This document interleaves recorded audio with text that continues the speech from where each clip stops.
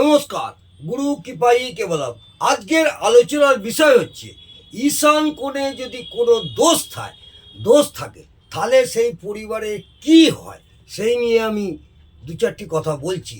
ঈশান কোণ, যেটা আমরা উত্তর পূর্ব কোণ বলি, এই ঈশান কোণে যদি দোষ থাকে, আলোচনার বিষয় হলো ঈশান কোণে যদি কোনো রকম দোষ থাকে সেই পরিবারের কি ক্ষতি হয় সেই নিয়ে দু চারটি কথা বলছি। যদি ঈশান কোণে কোনো দোষ থাকে তবে সন্তান বিকলাঙ্গ হয়, বা সন্তান অসুস্থ থাকে, বা সন্তান নিয়ে অনেক ভুগতে হয়।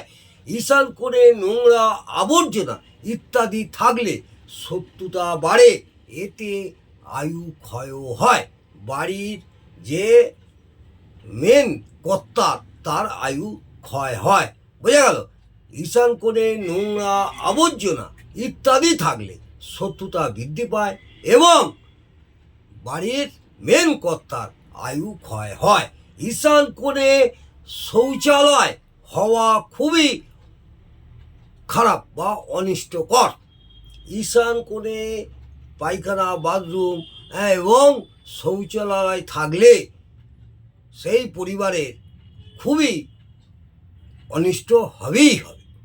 এর ফলে পরিবারটি নষ্ট হতে পারে। ঘরে সুখ শান্তি থাকবে না, সব সময় ঝগড়া বিবাদ অশান্তি লেগেই থাকবে। যদি চার দেওয়ালের ঈশান কোণ ঠিক থাকে, ভালোভাবে শুনুন, যদি চার দেওয়ালের ঈশান কোণ ঠিক থাকে কিন্তু ঘরের ঈশান কোণ লুপ্ত প্রায় হয় তবে গৃহকর্তা নিজ সন্তানের মৃত্যুর কারণ হয়ে দাঁড়াবে। বোঝা গেল? উপরোক্ত যে কথাগুলো বললাম বাস্তুদোষ নিবারণের জন্য আমি কয়েকটি আপনাদের টিপস বলছি, মন দিয়ে শুনুন। গৃহকর্তা রোজ, যাদের ঈশান কোণে এইরকম অবস্থায় আছে, গৃহকর্তা রোজ শিবের উপাসনা করবে, শিব ভগবানের পূজা দেবে এবং শিবকে অভিষেক করাবে, শিবকে দুধ গঙ্গাজল শিবলিঙ্গের মাথায় ঢালবে এবং ঘরের স্ত্রী সেই গৃহকর্তার সহধর্মিণী কি করবে, সোমবার উপবাস ব্রত থাকবে আর ঈশান কোণ পরিষ্কার পরিচ্ছন্ন রাখবে। তাহলে ঈশান কোণের দোষ থেকে অনেকটাই মুক্তি পাওয়া যাবে। ঈশান কোণে উজ্জ্বল আলো লাগাবেন, যদি সম্ভব হয় ঈশান কোণে একটা উজ্জ্বল আলো লাগাবেন।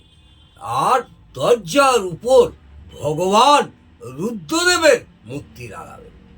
দরজার উপর চৌকাঠের মাথায় আর কি ভগবান রুদ্রদেবের মূর্তি লাগাবেন। তাহলে ঈশান কোণের এই দোষ থেকে অনেকটাই, অন্তত 80% মুক্তি লাভ করবেন। আজকে এই পর্যন্ত। ঈশান কোণে দোষ থাকলে সেই পরিবারের কি হয় সেই নিয়ে ছোটোখাটো বিস্তারিত আলোচনা করলাম। আপনারা হয়তো জানেন, তবুও আমি একটু বিস্তারিত আলোচনা করলাম। যারা জানেন না তাদের আশা করব উপকারে লাগবে। ভালো লাগলে অবশ্যই কমেন্টে জানাবেন। নমস্কার, জয় মা তারা।